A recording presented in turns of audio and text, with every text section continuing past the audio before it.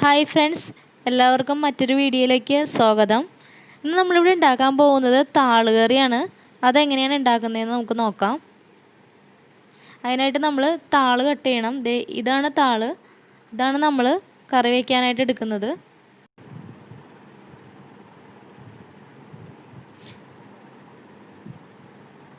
ഇനി തൊലി നമ്മളിങ്ങനെ കളഞ്ഞെടുക്കണം. എന്നിട്ട് ചെറിയ ചെറിയ കഷ്ണങ്ങളായിട്ട് കട്ട് ചെയ്യണം.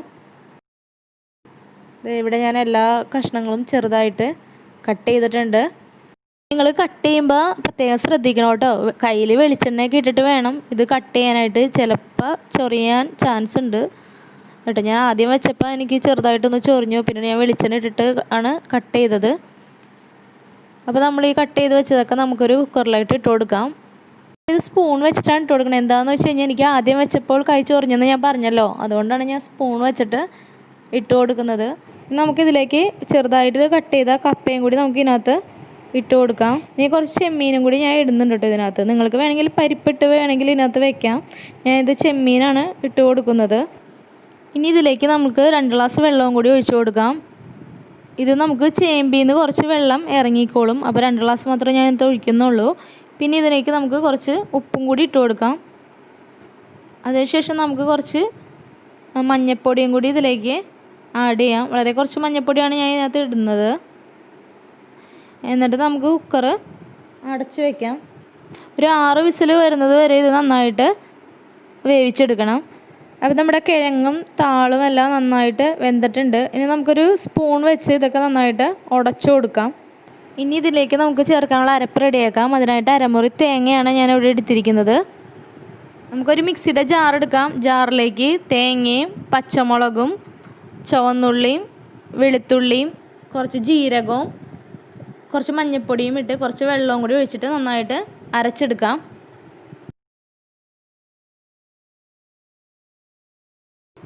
എല്ലാം കൂടി നന്നായിട്ട് അരച്ചെടുത്ത് ഇവിടെ വെച്ചിട്ടുണ്ട്. ഇനി നമുക്കിത് നേരത്തെ വേവിച്ച് വെച്ച കൂട്ടിലേക്ക് നമുക്കിത് മിക്സ് ചെയ്യാം. ഇതെല്ലാം കൂടി നന്നായിട്ടൊന്ന് ഇളക്കി കൊടുക്കാം. എന്നിട്ട് നമുക്ക് ഇതിലേക്ക് താളിച്ചിടാം. അതിനായിട്ട് നമുക്കൊരു പാത്രം വയ്ക്കാം. പാത്രം ചൂടായി വരുമ്പോൾ അതിലേക്ക് നമുക്ക് വെളിച്ചെണ്ണ ഒഴിച്ചു കൊടുക്കാം.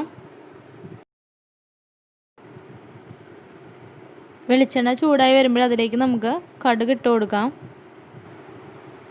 കടുക് നന്നായിട്ട് പൊട്ടി വരുമ്പോൾ നമുക്കതിലേക്ക് ഉള്ളി ഇട്ട് കൊടുക്കാം. ചെറുതായി അരിഞ്ഞു വെച്ച് വയ്ക്കുന്ന ഉള്ളി ഇട്ട് കൊടുക്കാം. നമുക്ക് കുറച്ച് കറിവേപ്പിലയും കൂടി ഇട്ട് കൊടുക്കാം. നിങ്ങളുടെ കയ്യിൽ ഉണക്കമുളക് ഉണ്ടെങ്കിൽ ഈ സമയത്ത് ഉണക്കമുളകും കൂടി ഇട്ട് കൊടുക്കാം കേട്ടോ. എൻ്റെ അടുത്തില്ല, അതുകൊണ്ടാണ് ഉള്ളിയും കറിവേപ്പിലയും മാത്രം ഞാൻ ഇട്ട് കൊടുത്തിരിക്കുന്നത്. നന്നായിട്ടൊന്ന് വെളിച്ചെണ്ണയിലൊന്ന് മൂപ്പിച്ചെടുക്കാം. ഉള്ളിയുടെ കളറ് മാറണ വരെ നന്നായിട്ടൊന്ന് ഇത് ചെയ്യാം. ഒരു ബ്രൗൺ കളറാവും ഉള്ളിയുടെ കളറ്. ഉള്ളിയുടെ കളറൊക്കെ മാറിയിട്ടുണ്ട്. ഇനി നമുക്കത് കറിയിലേക്ക് നമുക്കിത് ഇട്ട് കൊടുക്കാം. നമുക്ക് നന്നായിട്ടൊന്ന് മിക്സ് ചെയ്യാം. നല്ല ടേസ്റ്റാണ്. അപ്പോൾ എല്ലാവരും ഇത് ട്രൈ ചെയ്ത് നോക്കണം. ചോറിൻ്റെ കൂടെയും നമുക്ക് അല്ലാതെയും കഴിക്കാനായിട്ട് നല്ല ടേസ്റ്റാണ്. കർക്കിടക മാസത്തിലാണ് ഈ കറി നമ്മൾ ഉണ്ടാക്കുന്നത്. അപ്പോൾ എല്ലാവരും ട്രൈ ചെയ്ത് അഭിപ്രായങ്ങൾ പറയണം. Thank you.